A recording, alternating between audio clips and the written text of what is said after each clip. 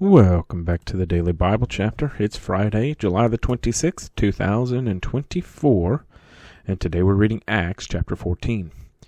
The heading for Acts chapter 14, at Iconium. Now it happened in Iconium that they went together to the synagogue of the Jews, and so spoke that a great multitude both of the Jews and of the Greeks believed. But the unbelieving Jews stirred up the Gentiles and poisoned their minds against the brethren.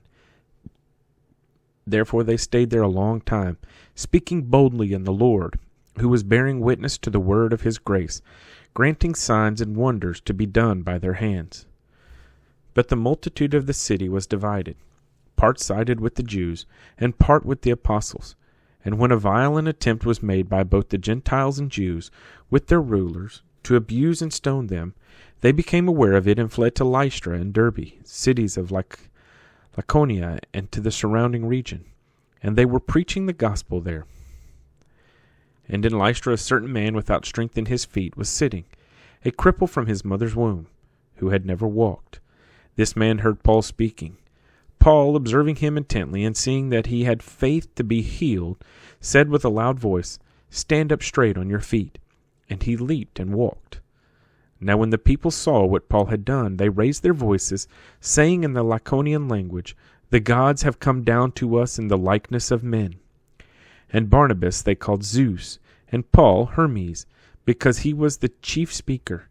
Then the priest of Zeus, whose temple was in front of their city, brought oxen and garlands to the gates, intending to sacrifice with the multitudes. But when the apostles Barnabas and Paul heard this, they tore their clothes and ran in among the multitude, crying out and saying, "Men, why are you doing these things? We also are men with the same nature as you, and preach to you that you should turn from these useless things to the living God, who made the heaven, the earth, the sea, and all things that are in them, who in bygone generations allowed all nations to walk in their own ways. Nevertheless, he did not leave himself without witness, in that he did good, gave us rain from heaven, and fruitful seasons, filling our hearts with food and gladness." And with these sayings they could scarcely restrain the multitudes from sacrificing to them. Then Jews from Antioch and Iconium came there, and having persuaded the multitudes, they stoned Paul and dragged him out of the city, supposing him to be dead. However, when the disciples gathered around him, he rose up and went into the city, and the next day he departed with Barnabas to Derbe.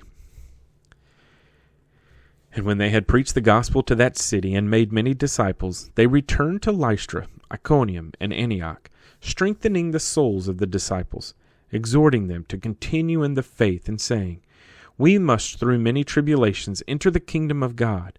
So when they had appointed elders in every church, and prayed with fasting, they commended them to the Lord in whom they had believed.